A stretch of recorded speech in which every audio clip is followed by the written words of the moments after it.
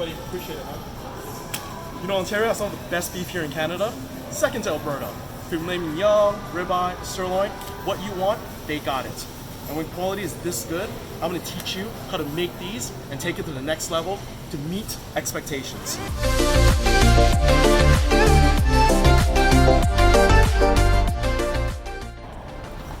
And there's always that argument, people always ask me, which way of cooking steak is better? The fiery grill or the cast iron?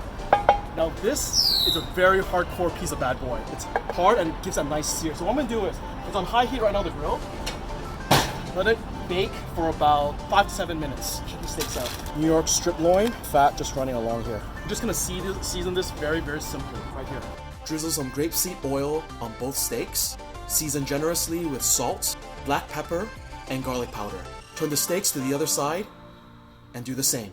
Now because these Ontario beef steaks are so fresh and so delicate, I don't really want to season it with too much stuff, so salt, pepper, garlic powder is perfect. And we're just gonna let this marinate on the board for about 10-15 minutes while the cast iron is basically searing inside the barbecue grill. Ooh.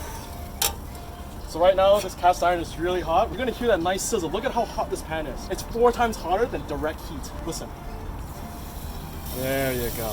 And the other steak, so you want to put it on the cross so you get those nice crisscrosses, like that. Now when you're cooking steak, I always tell people this, take out your steak from the refrigerator at least 1 hour before you cook it. Because if it's cold and you cook it, it's going to get cold in the center and the outside is going to get overcooked. And another question people always ask me is, how do you tell how well done or how rare you want your steak to be? Using the thumb method. That's a very confusing method, so I got something much easier, using your face. This is medium rare, this is rare, and this is well done. So that's how you tell from rule of thumb. And right now we're just gonna take this and sear it. Look at this, beautiful. Nice and golden brown. We're gonna let it sear for a bit longer. This, still searing. Look at that. You can tell that from here, and the contrast of here, this conducts heat better. It's more brown compared to direct heat. We're gonna let this sear a bit longer, and find out. Right now what I'm doing is I'm adding some oil in some salted butter, like a paintbrush. I got some rosemary and thyme here. I'm actually going to brush this flavor. So it has a rosemary thyme flavor, like this. Brush it off. I'm just gonna let it cook, baby. So each side of these steaks have been cooking for roughly about 7 to 8 minutes. Here, it's gonna be medium rare, exactly how I want it. So this is the cast iron steak we're gonna have.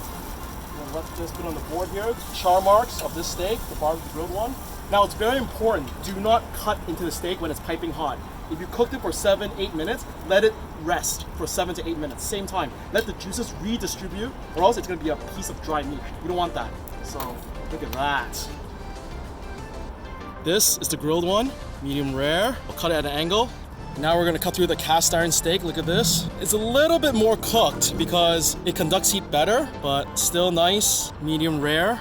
You can see the juices are just flowing on the board right here. Wonderful, medium rare.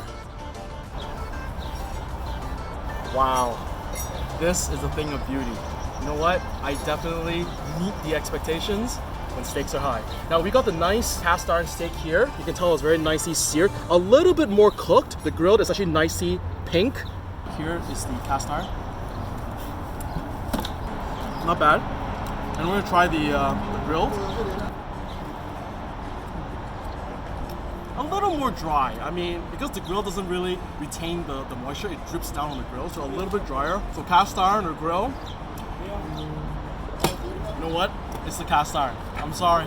Cast iron just tastes a lot better, but regardless of how you want to do it, it's always important to have good high heat, simple seasoning, but most importantly, quality fresh beef. If you love the content tonight, subscribe to another button down there for Cooking with Tim, aka Grilling with Tim. You know what? I'm gonna enjoy my steak.